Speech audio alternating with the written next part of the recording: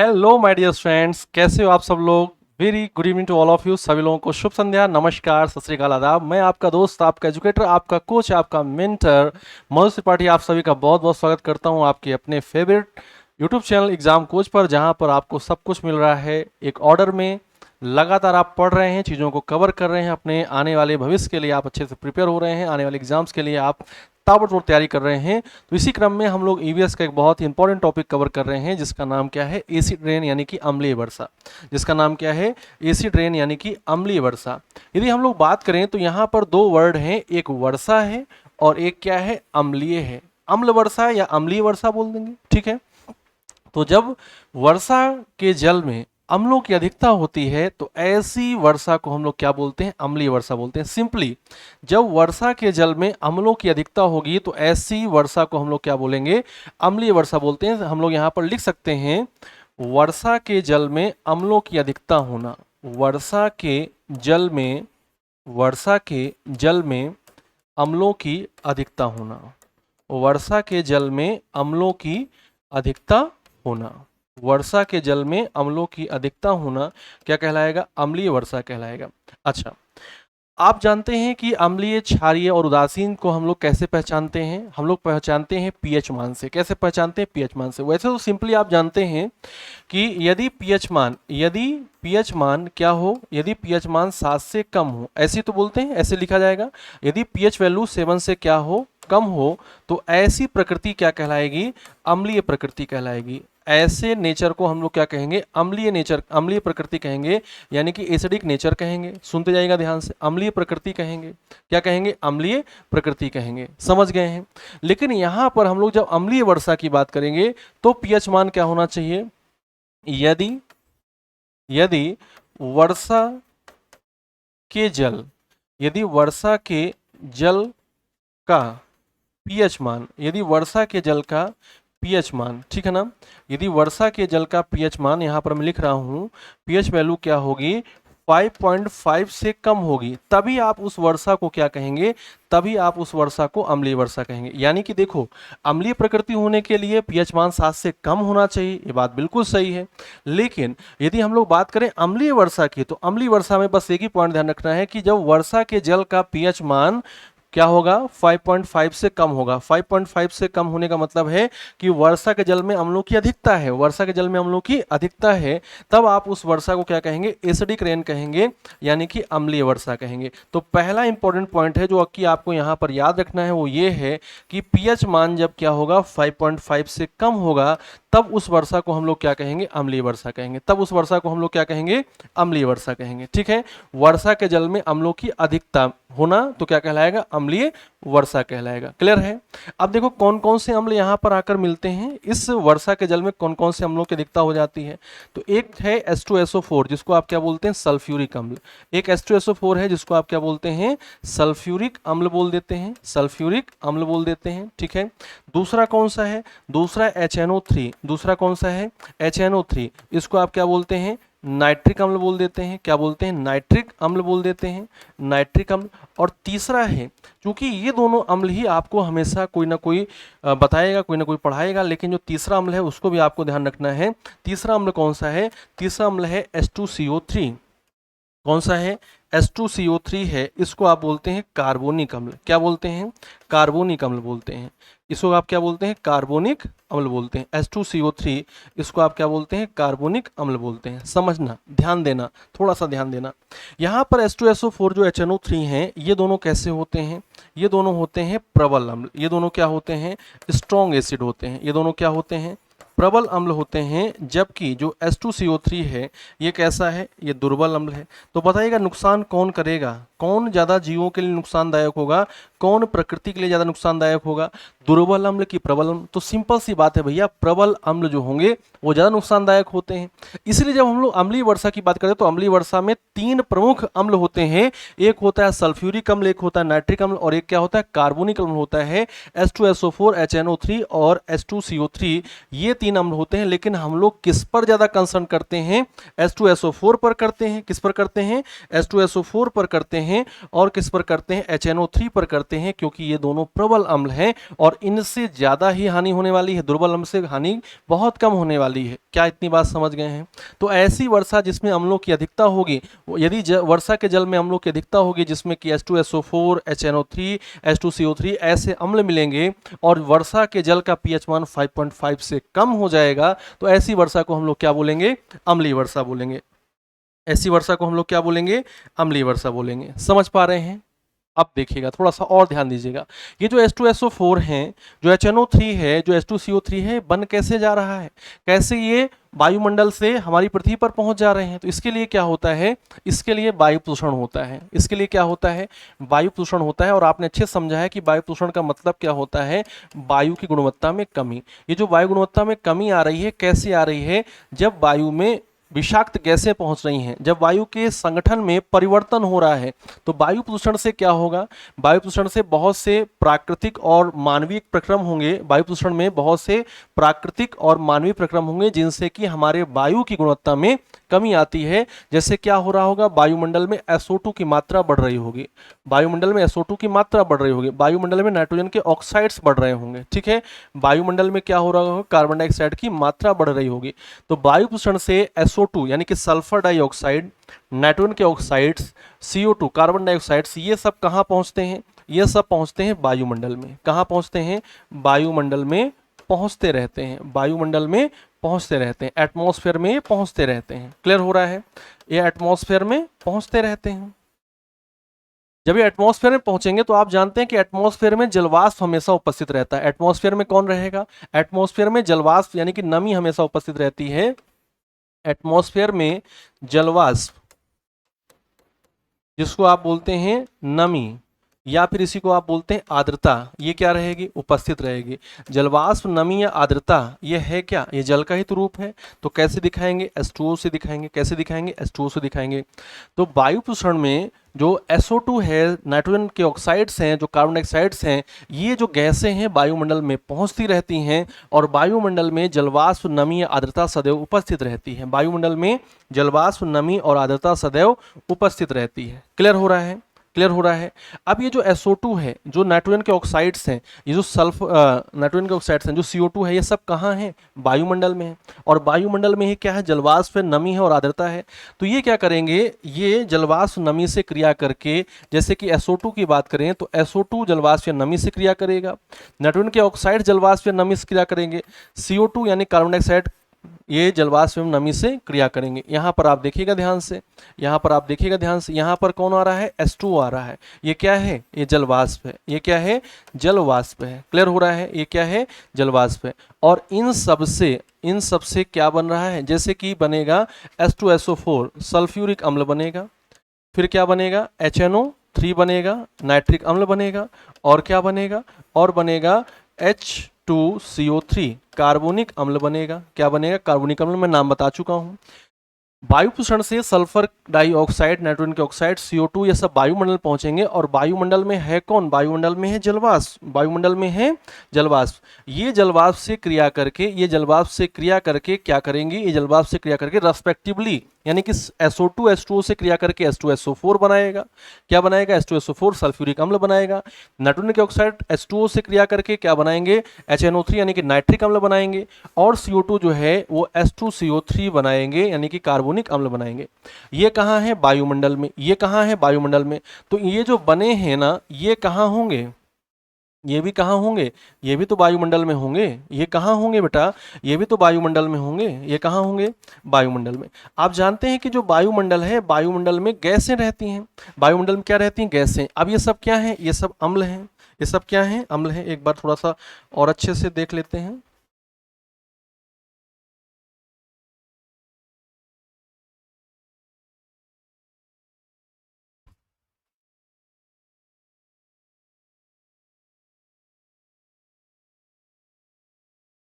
ये सब क्या है? ये सब है वायुमंडल में। ये सब क्या है? वायुमंडल में उपस्थित अम्ल हैं। वायुमंडल में निर्मित अम्ल, वायुमंडल में निर्मित अम्ल। और आप जानते हैं अम्ल जो होंगे वो कौन सी अवस्था में होंगे? द्रव अवस्था में होंगे। वायुमंडल में निर्मित जो अम्ल हैं कौन सी अवस्था में होंगे? द्रव अवस्था में होंगे। तो क्या ये वायुमंडल में रुक पाएंगे? नहीं। ये जो अम्ल हैं, ये जो अम्ल बने सारे के सारे, ये बूंदों के रूप में, बूंदों के रूप में, जल की बूंदों के रूप में, जल की बूंदों के रूप में कहाँ पहुंचेंगे? पृथ्वी पर पहुंचेंगे। जल की बूंदों के रूप में पृथ्वी पर पहुंचेंगे, जल की बूंदों के रूप में पृथ्वी पर पहुंचना। और चूंकि इस जल में जो बूंदों के रूप में पहुंचता है उसे हम लोग क्या कहते हैं?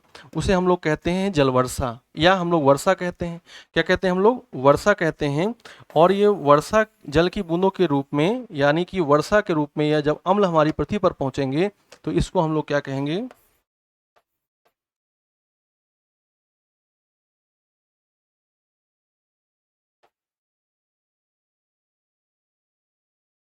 इसको हम लोग क्या कहेंगे? अम्लीय वर्षा कहेंगे। इसको हम लोग क्या कहेंगे? अम्लीय वर्षा कहेंगे। तो याद रहेगा, अम्लीय वर्षा, अम्लीय वर्षा, इतनी बात है।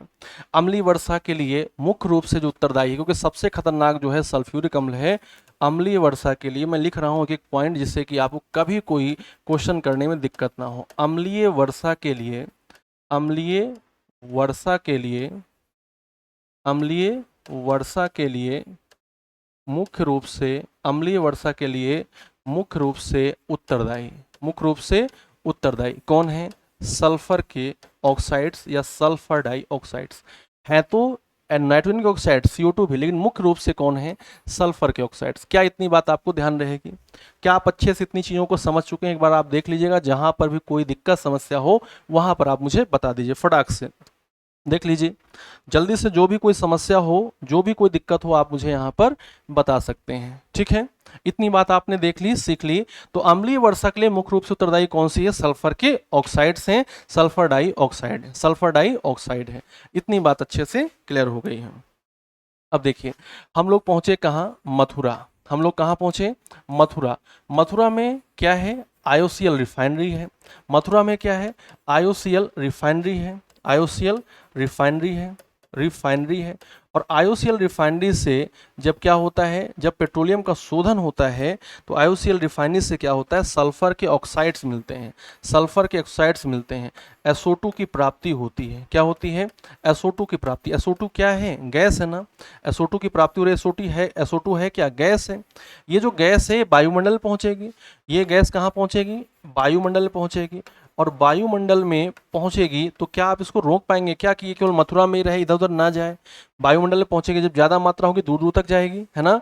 वायुमंडल में पहुंचती है। तो ये मथुरा के पास में सिटी है, कहाँ? आगरा। कहाँ पहुंचती है? आगरा पहुंचती है। क्योंकि मथुरा हो या आगरा हो, ये दोनों ही क्या हैं? दोनों ही यमुना नदी के किनारे बसे हुए शहर हैं। मथुरा हो या आगरा हो, दोनों ही किस नदी किनारे बसे हुए शहर हैं? यमुना नदी के किनारे बसे हुए शहर हैं। यमुना नदी के किनारे, ठीक है ना, on the bank of Yamuna river, Yamuna नदी के किनारे बसे शहर, किनारे बसे शहर, किनारे बसे शहर। और जहां पर वाटर बॉडीज होंगी, जहां पर वाटर बॉडीज होंगी वहां पर वाष्पन की क्रिया से क्या होगा? जहां पर वाटर बॉडीज होंगी वहां पर वाष्पन की क्रिया द्वारा क्या होगा? वायुमंडल में क्या होगा? वायुमंडल में नमी भी रहेगी, वायुमंडल में नमी आसानी से उपलब्ध रहेगी, नमी आसानी से क्या रहेगी? उपलब्ध रहेगी। यानी कि जिसको आप जल बोल रहे, जलवाष्प बोल रहे थे, नमी आसानी से रहेगी। और ये जो SO2 है ये आगरा के ताजमहल पर, आगरा स्थित ताजमहल पर, है ना, ताजमहल पर क्या करती है? ताजमहल पर जब SO2 नमी से क्रिया कर लेती है, जब SO2 क्या करती है? नमी से क्रिया कर लेती है। या इसको थोड़ा सा और अच्छे से दिखा दें।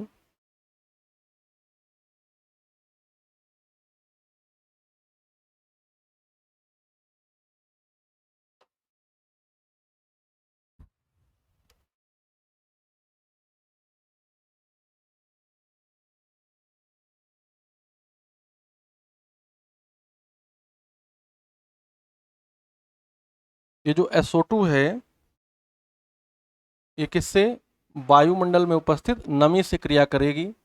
नमी से क्रिया करेगी तो क्या बनाएगी? अम्लीय वर्षा बनाएगी। क्या बनाएगी? अम्लीय वर्षा बनाएगी। इससे क्या बनेगा? अम्लीय वर्षा। अम्लीय वर्षा जो है ये कहाँ पड़ेगी? अम्लीय वर्षा जो है ये कहाँ पड़ेगी? ताजमहल पर। अम्लीय वर्षा कहाँ पड़ेगी? ताजमहल पर पड़ेगी। और ताजमहल जो है इसके जो सफ़ेद संगमरमर हैं, ताजमहल के क्या हैं? जो सफ़ेद संगमरमर हैं, यहाँ पर क्या हो जाएगा? ताजमहल में जो सफ़ेद संगमरमर हैं, सफ़ेद संगमरमर, संग मरमर ये क्या हो जाएंगे, सफ़ेद संगमरमर का पीला हो जाना, सफ़ेद संगमरमर का पीला हो जाना।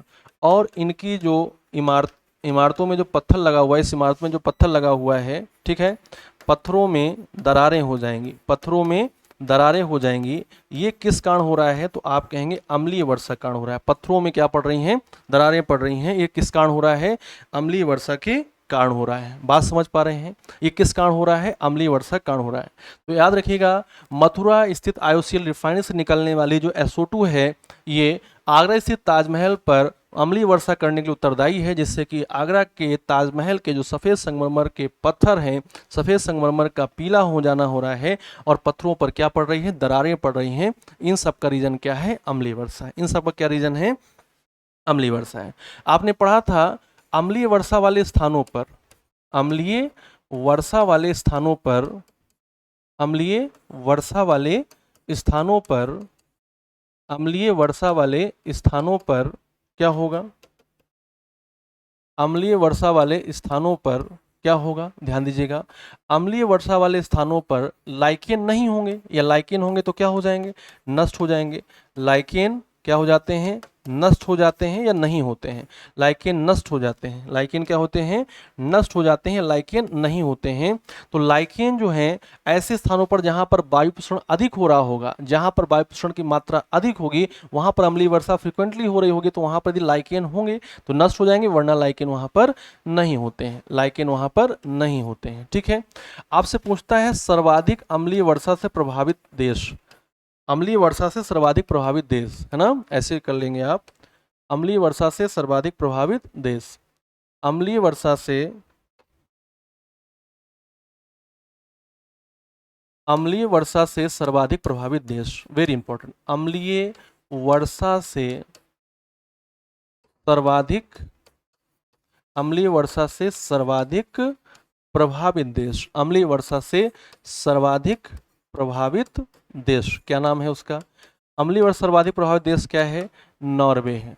और आप सोचो कि नॉर्वे में क्या हो रहा है, नॉर्वे में उद्योग धंधों का इतना विकास नहीं हुआ है, लेकिन वहाँ पर जो आसपास के जो देश हैं वहाँ पर बहुत अधिक विकास होने से वहाँ से जो निकलती हैं गैसेस, वायु को जो प्रदूषित कर रही हैं, वो नॉर्वे पहुँचकर अम्लीय वर्षा कराती हैं, जिससे कि नॉर्वे अम्लीय वर्षा सर्वाधिक प्रभावित देश हो जाता है। दूसरा कौन सा है, कनाडा है।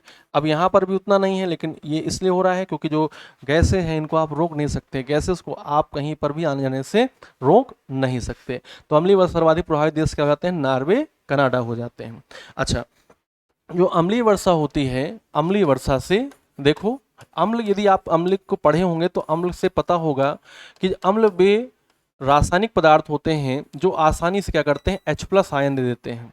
अम्लीय वर्षा में जो अम्ल हैं उनसे आसानी से H+ आयन मिल जाएगा।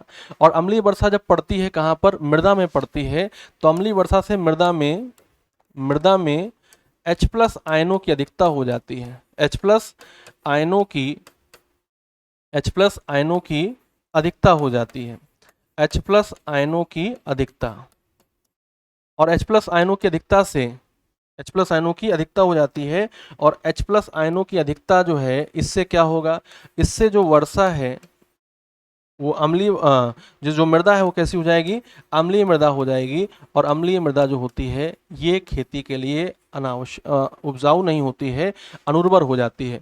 तो ना तो अम्लीय मृदा अच्छी होती है, ना क्षारीय मृदा अच्छी होती है।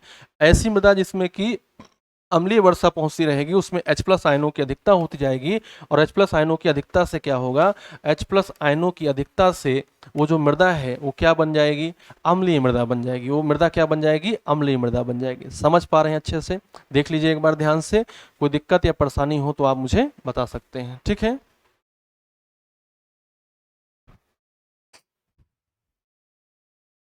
अम्लीय वर्षा से H+ आयनों की अधिकता हो जाती है, जिससे कि जो मृदा है वो कैसी हो जाती है, अम्लीय मृदा हो जाती है। और अम्लीय मृदा जो है ये क्या होती है, उर्वराहीन होती है, उर्वराहीन होती है, ठीक है। क्लियर है, क्लियर है, बताइए, इतनी बात क्लियर हो गई है। अच्छा, नेक्स्ट पॉइंट आप देखिएगा, नेक्स्ट पॉइंट इसमें है, जो अम्लीय वर्षा है इससे क्या होता है, इससे बच्चों के मानसिक विकास पर भी प्रभाव पड़ता है, मानसिक विकास पर भी प्रभाव पड़ता है। तो बच्चों के तंत्रिका तंत्र पर प्रभाव, ऐसे जल को जिसमें कि क्या हो रहा होगा, जिसमें कि अम्ल अधिक मात्रा में पहुंच रहे होंगे, अम्लीय वर्षा पहुंच रही होगी, तो उससे बच्चों के तंत्रिका तंत्र पर भी प्रभाव पड़ेगा। बच्चों के तंत्रिका तंत्र पर प्रभाव, तंत्रिका तंत्र पर प्रभाव, तंत्रिका तंत्र पर प्रभाव। और ये जो अम्लीय वर्षा है, जब ये क्या होती है, जलीय वाले भागों में पहुंचती है, तो जलीय भागों में, जलीय तंत्रों में, जलीय तंत्रों में जलीय जीवों के लिए समस्या हो जाती है। जलीय जीवों के लिए, जलीय जीवों के लिए समस्या, जलीय जीवों के लिए समस्या हो जाती है। ऐसी जल को जिसमें कि अम्लों की अधिकता हो, उसमें पेड़ पौधों की वृद्धि क्या हो जाती है, रुक जाती है। पेड़ पौधों की वृद्धि, पेड़ पौधों की वृद्धि क्या हो जाती है, अवरोधित हो जाती है। पेड़ पौधों की वृद्धि में क्या हो जाता है, अवरोध उत्पन्न हो जाता है। इस प्रकार से जो अम्लीय वर्षा है, ये क्या है, ये एक तरीके से प्रदूषण का काम कर रही है ना, गुणवत्ता में कमी ला रही है। इसलिए इसको हम लोग यहाँ पर अच्छे से पढ़ते हैं और समझते हैं। आई होप कि जो अम्लीय वर्षा संबंधित जो भी इंपॉर्टेंट पॉइंट्स थे वो आपको अच्छे से क्लियर हो गए हैं। यहाँ से हम लोगों ने अम्लीय वर्षा को पढ़ना शुरू किया था और आप इसको अच्छे से देख लीजिएगा, समझ लीजिएगा। जहाँ पर कोई दिक्कत या परेशानी हो वहाँ पर आप ज़रूर पूछिएगा। ये इट्स ऑल अबाउट द अम्लीय वर्षा यानी कि एसिडिक रेन। तो थैंक यू सो मच, और आप सभी लोग ऐसे ही बने रहिए, साथ में अच्छे से पढ़ते रहिए। कोई दिक्कत, कोई समस्या हो तो आप ज़रूर बताइएगा। एक क्वेश्चन जो है जिसको मैं आपको यहाँ पर पूछना चाहता हूँ, वो क्वेश्चन आप सभी लोग देख लीजिएगा। क्वेश्चन है, अंतरराष्ट्रीय अम्लीय वर्षा सूचना केंद्र, अंतरराष्ट्रीय अम्लीय वर्षा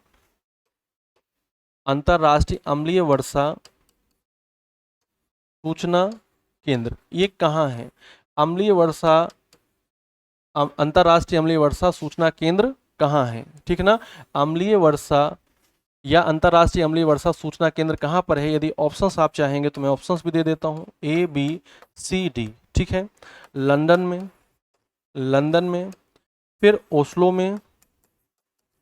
में, फिर रोम में, और फिर कहाँ है? पेरिस में। तो आपको ये ऑप्शंस हैं और आपको आंसर कर देना है कमेंट बॉक्स में। तो आज के लिए बहुत बहुत धन्यवाद, आप सभी लोगों का बहुत बहुत धन्यवाद। Thank you so much.